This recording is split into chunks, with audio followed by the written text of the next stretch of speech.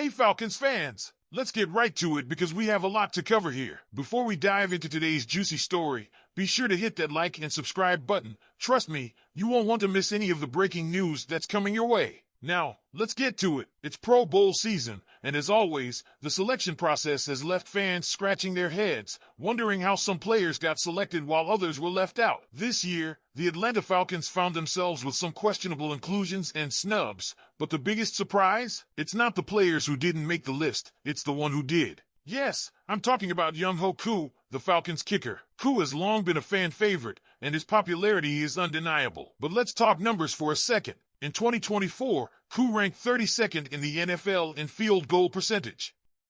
He finished the season on IR with 25 successful kicks out of 34 attempts. That's just 73.5%. Dig a little deeper and you'll see that from 30 to 49 yards, Koo was 12 of 18, or 66.7%. Those are far from Pro Bowl-worthy numbers. In fact, statistically speaking, Koo was statistically one of the worst kickers in the league this season. Now, we're not here to knock Koo. He's had an incredible career and is well-loved in Atlanta and beyond. But the reality is that his performance this season doesn't scream Pro Bowler. And while we can acknowledge his popularity, it's hard to ignore the fact that his missed kicks have cost the Falcons in key moments, like their 1-4 performance against the New Orleans Saints in a 20-17 loss. That game was crucial, as the Falcons are now one game behind the Tampa Bay Buccaneers in the NFC South, and that missed opportunity hurt. And yet, kickers, no pun intended, like Robinson, Caden Ellis, and A.J. Terrell haven't gotten the recognition they deserve. Robinson has been a standout this season, Ellis has been a defensive force, and Terrell is still one of the best cornerbacks in the league. Yet they're all just backups. Meanwhile, Koo gets the nod despite his struggles. It's hard not to see this as a popularity contest, especially in a sport like football where it's hard to pin a team's success or failure on just one player. So what do you think, Falcons fans? Was Koo's Pro Bowl berth deserved, or was this another case of a popularity contest? Should other players like Robinson and Ellis have been chosen? It's been a roller coaster of a season for the Atlanta Falcons, and it's finally coming to a close. As we gear up for the offseason, there's plenty to look back on, and one decision looms large over the franchise: the signing of Kirk Cousins. Now, when the Falcons first signed Cousins, fans were excited. After all, this was a quarterback with a solid track record. But in retrospect, it's clear that the decision to give the 36-year-old a massive $180 million contract, especially after he tore his Achilles tendon, was a big gamble. And it's safe to say that gamble backfired in a big way. Let's talk about the numbers. Kirk Cousins has only played in 14 games this season, and while he's thrown for 18 touchdowns, he's also thrown 16 interceptions. That's not the kind of production you expect from a $180 million quarterback. The Falcons were just 7-7 with Cousins under center, and things weren't getting any better as the season progressed. That's when the Falcons decided to turn to rookie Michael Penix Jr., a move that made perfect sense considering how poorly Cousins had been performing. But here's the thing, Cousins is still on a massive contract, and unless some miracle happens in Week 18, the Falcons will miss the playoffs for the 7th straight year. And we all know what that means: big changes are coming. In the wake of this debacle, there's also been talk about the future of Falcons GM Terry Fontenot. According to ESPN's Jeremy Fowler, there's talk around the league that Fontenot could be on the chopping block due to a disastrous 2023 offseason that included signing Cousins and drafting another quarterback, Penix, with the 8th overall pick. It was a confusing move that many fans and analysts didn't understand at the time, and in retrospect, it may be the reason Fontenot finds himself in the hot seat. But it's not just Cousins who has been a problem.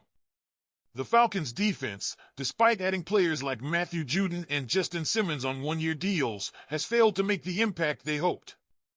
And with the Falcons at 8-8, it's hard to see this as anything other than a missed opportunity. So what does all of this mean for the Atlanta Falcons' future? If the team misses the playoffs again this year, it will be hard to justify keeping Cousins and Fontenot around. It's been a tough road since 2017, and with 4 straight playoff misses and potentially a 4th straight losing season, the Falcons could be looking at a major rebuild. But here's the big question: is Michael Penix Jr. the answer? If he proves to be the franchise quarterback we've been looking for, he could ease the pain of the Kirk Cousins experiment. But it's clear that a lot of changes need to be made, and it's going to be a tough offseason for the Falcons. Now, I want to hear from you, Falcons fans. What do you think of the Kirk Cousins signing? Should the Falcons have done more this offseason to avoid this mess? And what does the future hold for Terry Fontenot? Leave your thoughts in the comments below. The Pro Bowl rosters are out, and once again, the Falcons are facing the bitter reality of being snubbed. Sure, we have Chris Lindstrom and KhaDarel Hodge representing the Dirty Birds, and they both deserve it. Lindstrom has been an absolute beast on the offensive line, and Hodge has been exceptional on special teams. No complaints here. But there are 4 Falcons who absolutely should have been included, and it's hard to ignore their incredible performances this season. Let's start with Robinson. If you're a Falcons fan, you already know how incredible this guy has been. Let's break down his stats. 1,286 rushing yards, 12 touchdowns on the ground, 59 receptions, 428 receiving yards, and 1 touchdown through the air. Think about that for a moment. We're talking about a rookie running back who is on pace to finish the season with nearly 2,000 yards and 13 touchdowns. And yet, he didn't make the Pro Bowl. It's completely insane. Robinson has been one of the most valuable players in the entire NFL this season, and he's been the driving force behind our offense. Leaving him out of the Pro Bowl in favor of players like Jahmyr Gibbs and Josh Jacobs is just plain wrong. Not only is Robinson a Pro Bowler, he should be a top contender for Offensive Rookie of the Year. Next up is Kaden Elliss. If you've been paying attention to the Falcons' defense this season, you know how crucial Elliss has been to our success. He's been everywhere on the field, 140 tackles, 5 sacks, 16 quarterback hits, and 8 tackles for loss. He's also caught an interception, recovered a fumble, and forced a fumble. But what stands out the most is how consistently dominant he's been.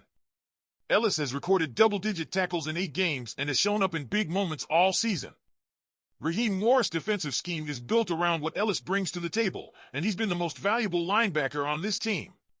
He deserves Pro Bowl honors, hands down. Then there's A.J. Terrell. Terrell has been absolutely blocked in the second half of the season, and I mean blocked.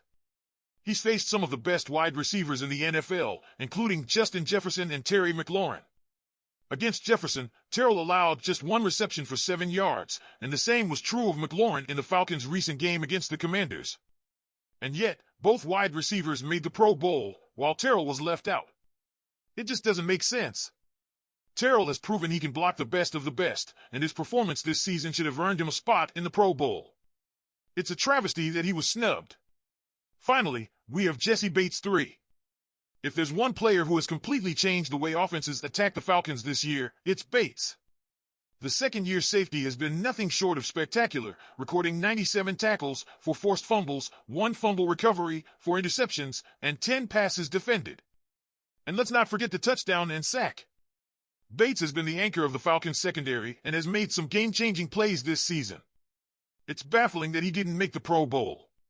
He's been arguably the best safety in the NFL this season, and players like Buda Baker and Brian Branch, who made the Pro Bowl in Bates' place, must be looking over their shoulder because Bates is playing at a higher level than them. So what do we take away from all this? The Pro Bowl is often a popularity contest, and we know the Falcons aren't always in the spotlight. But these 4 players, Robinson, Kaden Elliss, A.J. Terrell, and Jessie Bates, all had standout seasons that should have earned them a spot on the Pro Bowl roster. While Lindstrom and Hodge deserve their recognition, it's a shame that the Falcons' most deserving players were left out. But hey, there's still hope. Maybe some of these guys will be called up as alternates, but it's hard not to feel frustrated when they're overlooked. I want to hear your thoughts, Falcons fans. Do you think these guys were overlooked? Should Robinson have been the first rookie running back in years to make the Pro Bowl? What about Kaden, AJ, and Jessie? Leave your thoughts in the comments below. I look forward to hearing what you think. As always, don't forget to hit the like button, subscribe to the channel, and share this video with your fellow Falcons fans. We'll keep you updated on all the latest news. Go Falcons!